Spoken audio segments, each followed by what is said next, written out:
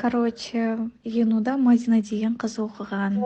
Она была такая, типа, тихоня, анау-мынау.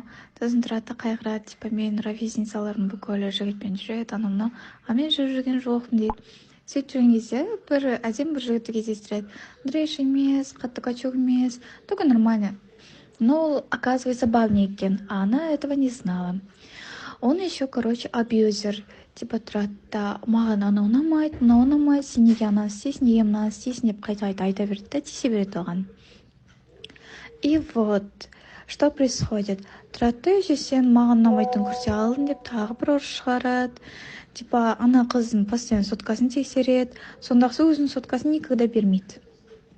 И вот, бір күні тұрады да ана қыз жігіттің соткасын алады, календардан бір бәле қараймын деп. И соткасын ашып қалса, к нему приходит сообщение от других девушек. И ол сообщениеларды оқиды. Еще тұрады да, короче, жігіт тұрып айтады жаңағы Мадинаға. Давай уже біз достаточно время жүріп жүрміз, хотя жүргеніне жарты жыл ғана болды. Типа, может, уже переспим деген ұқсап айтады. Сосын у них это будет. И тұрады да, сосын Мадина айтады. Я не понимаю, почему у него это доставляет удовольствие, а мне нет. И сосын жаңа переписканы оқып отырған кезде қараса, оказывается, он с многими переспал уже. И ей запомнилась именно та фотка, где он, короче, біреудің кеудесіне крем жағып атып, соны слизывает. И сосын ана қыз, Мадина, тұрады да оған мстить еткісі келеді, но не знает как. Она хочет так красиво мстить. Вот. Ол ешқандай кипиш шығармайды, ештеңе істемейді, наоборот, удобный қыз болады. Тұрады да ясенька дұрыс, анау мынау, аха, солай деп жүре береді. И постоянно оған неше түрлі сладости әкеледі екен, өзі пісіріп. Там пирог, анау мынау, неше түрлі, короче. Сосын ол істер алдында пирогтарды ең басында тұрады да ойланады, қалай мстить етсем болады екен деп. Сосын өзін ухаживать етеді, прям әдемі киінеді, әдемі боянады, а бұрын өйтіп жүрмейді оны. Сөйтіп боянып болғаннан кейін ол клубтарда жүретін болады. Сосын неше түрлі жігіттер оған ухаживать етеді, жабысады, анау счетін төлеп береді, неше түрлі алып береді. И тұрады да біреу айтады, давай ко мне пойдем дейді. Сосын мен первый встречный мен үйіне бармай шығамын дейді да. Жаңа первый встречный жігітке айтады, типа, давай мені үйге дейін пешком шығарып сал, сөйлесейік, анау мынау дейді. Екеуі барады, сөйлеседі, анау мынау. Сосын үйіне жеткен кезде подъездіне барады қыздың. Сосын подъездге кіргеннен кейін они типа этим занимаются. И сосын қыз тұрады да айтады, теперь я понимаю то, что проблема была не во мне, а в нем. Теперь я понимаю, в чем тут удовольствие дейді.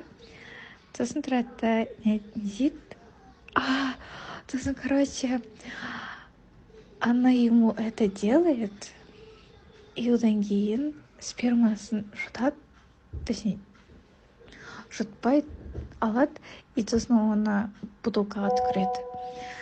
И одан кейін пирог жасайды үйіне барып, пирог жасаған кезде сол сперманы қосады, который түкірген бутылкаға. И сосын сонымен ол гашет етеді. А жігіті осы ничего не подозревает, потому что он вечно занят, типа, постоянно басқа қыздармен жүреді, постоянно отработкада жүреді, сол жаз бойы. И сосын өзінің босаған уақытында ғана кездеседі, и то для этого кездеседі. Сосын қыз тоже не против, анау мынау Мадина жаңағы. Потому что ей надо было кормить его своими пирогами. И каждый раз ол жаз бойы оған қаншама пирог апарады, пирогтың ішіне әртүрлі оның спермасын қосады, и тұрады да ең соңғы пирогтардың ішіне өзінің мочасымен боғын қосады.